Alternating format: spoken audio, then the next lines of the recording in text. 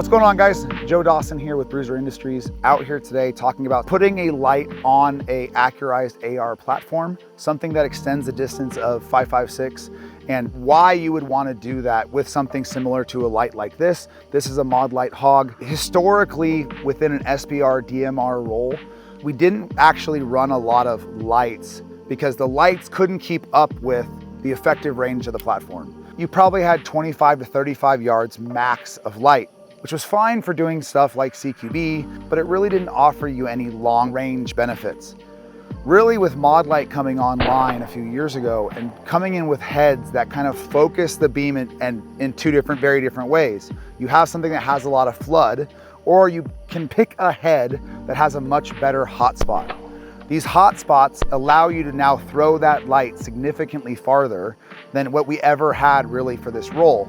So where we might not have put a light on a gun like this historically, unless you were going to be using it in a dual roll of something like a support weapon of some type, and then you had to possibly do some type of clearance. Instead, now we can actually put a light on the rifle that can meet what we call the max effective range or effective range of 5.56. So when you're making the decision that you want to possibly pursue something like a white light on a rifle such as this, what you need to consider is I use this a lot in classes, which is talking about your 80%. What's your 80% use case for that gun?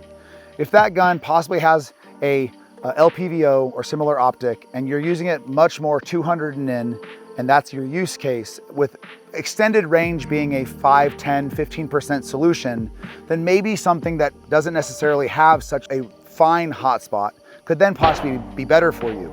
But if your 80% use case is to really extend this primarily, with the second-hand use being closer, then maybe picking up something with that really hot hotspot that throws the light significantly farther, because that's your primary use, will be a better choice. The other thing is that you have to fight with the size of the light.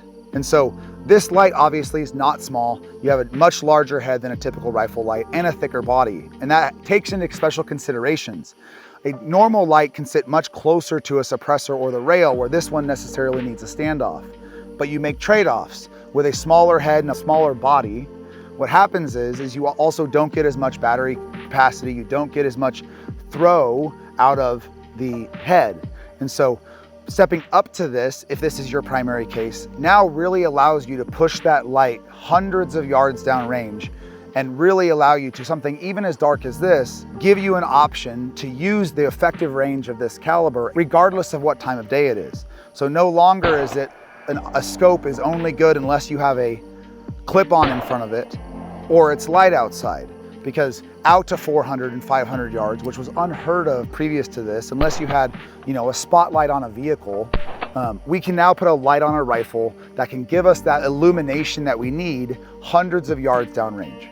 It's not just about what light you're going to put on, but where you're going to put it on your platform. I personally choose to run my lights on the opposite side. Running something like a gas cap on the end of this gun allows me to then run a button, but if my button was to fail, I can still push my hand over the top and activate the light from the back of the light itself. And I eliminate the light from being something I have to work around on my body side, which might set it off hitting something on my kit, my belt, the bottom of my body armor, a magazine, anything that could accidentally activate the light. The switch itself, there's momentary activation, and then there's also switching the light on, which then allows you to remove your hand from the switch and the light will remain on.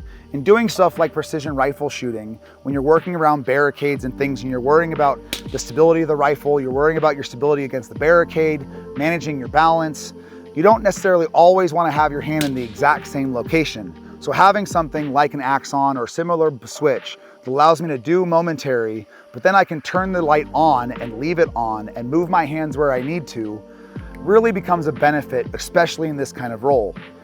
So getting a switch that is easily accessible when you're prone behind the gun and making sure you can reach it without having to overextend yourself really lends into where you're going to end up placing your switch.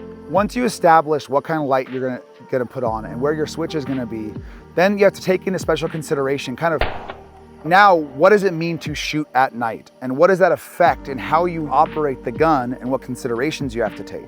during the day, when we're looking through a magnified optic and we're looking at the world that exists around us in 360 degrees, everything is illuminated.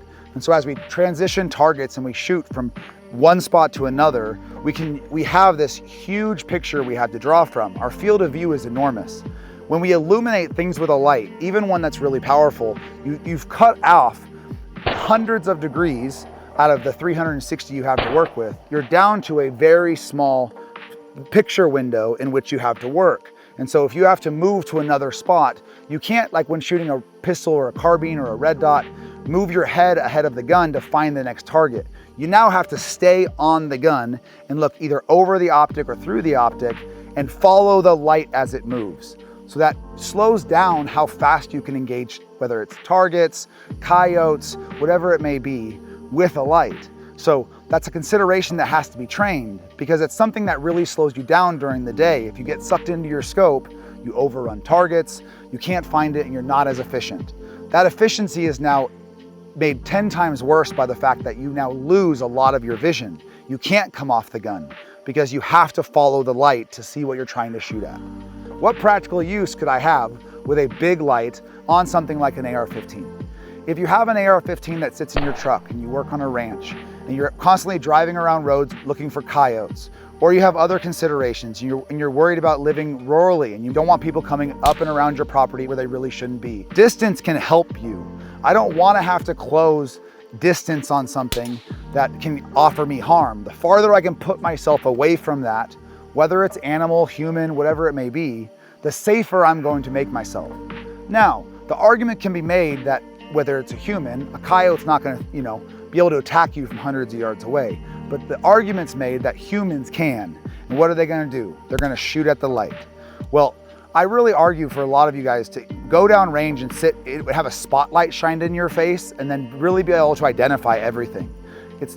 It pretty much blinds you in a lot of situations.